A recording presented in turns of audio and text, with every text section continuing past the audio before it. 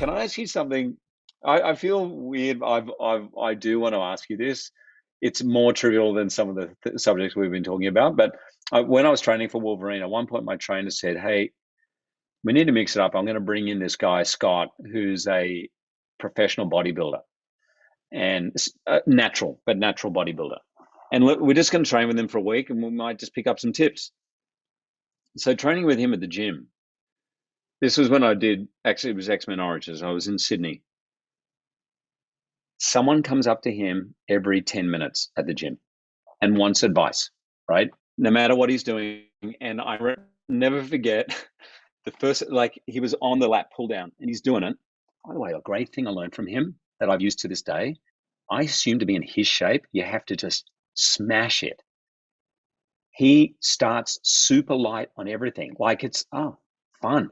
And builds up. He doesn't do one warm-up set, then three smashing it. Light. So by the time you're doing your third, fourth set, you actually really want to lift. Your body's got used to it. It was such a great tip. Go light. Like it shouldn't feel like a chore all the time. Like, oh yeah, I can do this pull, this easy, a little more, no problem. And then you just want to go in and rip it. So he's on the lat pull down and he could feel someone walking up, about to ask him, "Hey dude, how do I get into shape?" Right? His whole life, that's what he is. And without turning, he goes, "Don't eat carbs after 3 in the afternoon." The guy goes, "Oh, he didn't even ask his question. He walked away."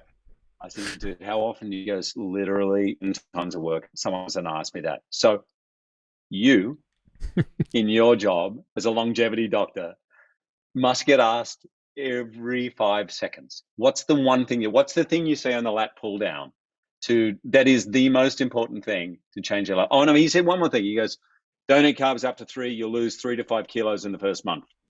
That was it. Oh gosh. Look, I think there are glib answers to that question, and I think there are serious answers to that question. I think, and by glib I just mean universal, right? So what's the universal truth in longevity? Gosh, if you're willing to exercise nearly every day, like you're going to end up in a good place. Exercise is a very potent geroprotective agent, right? That's a very non-sexy way to describe exercise, but it's potent, right? So it really has a strong impact. It's diffuse. It acts in many different parts of the body, and it's very geroprotective, right? It really slows down aging. And if you want evidence of this, just examine the opposite. Just look at what happens to people when they are sedentary. You look at someone who, especially someone who's, our age, who gets laid up in a hospital bed for a week, and you look at how far it sets them back. If you're laid up for a week in the hospital, it could take you 6 months to recover from that physically. So you very quickly understand the potence of exercise. And so I would just say, don't underestimate the power of exercise, which of course then gets into all the technicalities. Well, how much of it should be zone 2? How much of it should be zone 5? How much strength? How much stability? And of course, the devil's in the details there. And then I think the other thing I would say is something we've been talking about all along, which is don't underestimate the power of relationships, because ultimately they are probably going to play a greater role in the quality of your life than the length of your life, but that matters more. What's the long, the definition of, I think the definition of hell would be infinite length and misery. Right. So, what can we do to offset that? I love that you said that about relationships. My best mate started a charity, Gus. He started a charity based on a doco he did on male suicide. And it was incredibly successful. But his idea in this charity, it's called Gotcha for Life, with the number 4, but it's Gotcha is the idea that never worry alone.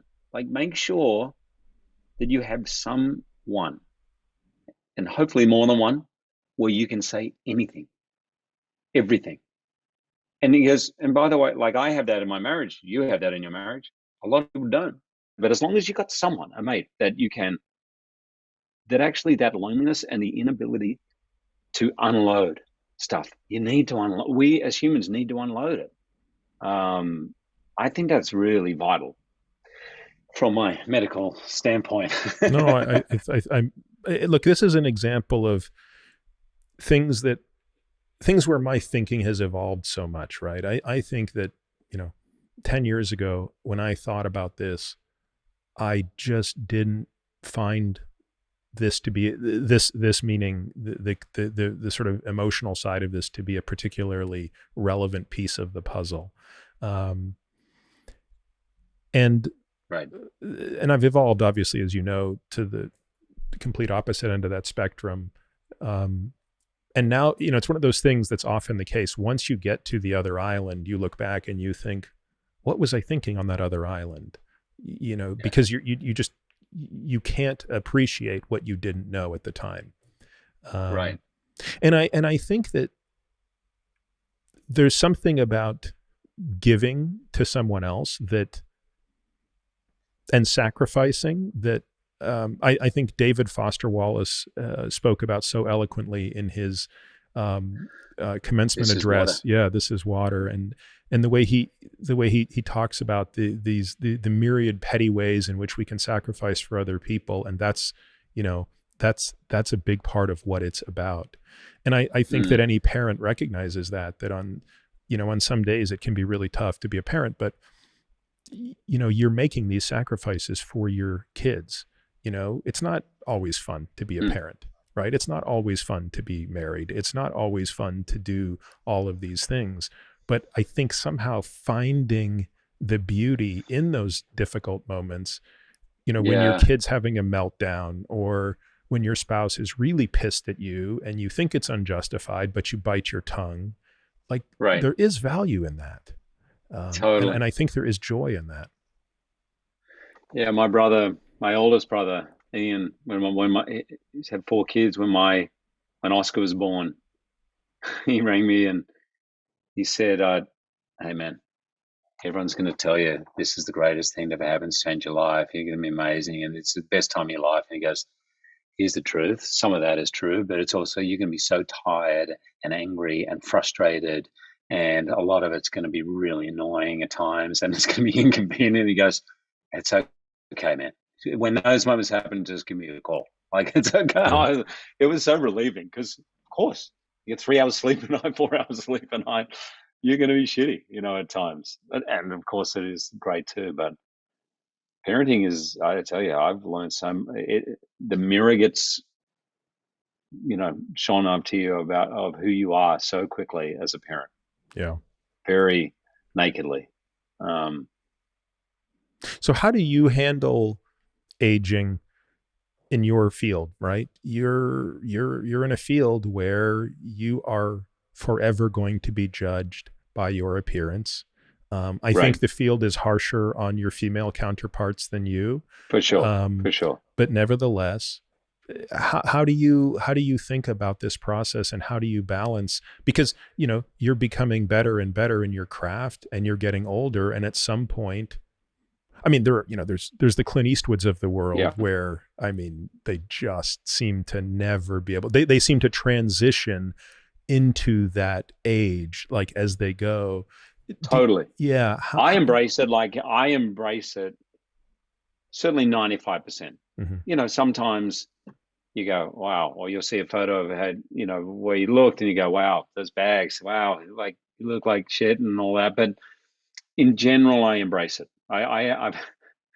He'll kill me for saying this, but the guy who did my skin cancer, my basal cell, I had a bunch down Yeah. on my nose. So every time I go in there over the years to do something on my nose and they're doing corrective surgeries, like, I could just do a little, this bag, it's easy. I could just fix that, or we could do that. I'm like, no, dude. And, or he goes, I could take some fat from somewhere and I can pump it into here, and then you won't get that scar, that divot, because when you look from the side. And I said, no. And he goes, it's my work. And I said, it's my nose. Like, I don't have that. I kind of have that feeling of embracing it, and I actually enjoy it. If I'm really honest, part of that I want to stay a movie star. I've got to do that. I've got to be is exhausting to me. It feels pointless to me. And I'm happy not to embrace it. This podcast is for general informational purposes only and does not constitute the practice of medicine, nursing, or other professional healthcare services, including the giving of medical advice. No doctor-patient relationship is formed. The use of this information and the materials linked to this podcast is at the user's own risk. The content on this podcast is not intended to be a substitute for professional medical advice, diagnosis, or treatment. Users should not disregard or delay in obtaining medical advice from any medical condition they have, and they should seek the assistance of their healthcare professionals for any such conditions. Finally, I take conflicts of interest very seriously. For all of my disclosures and the companies I invest in or advise, please visit peterattiamd.com/about, where I keep an up-to-date and active list of such companies.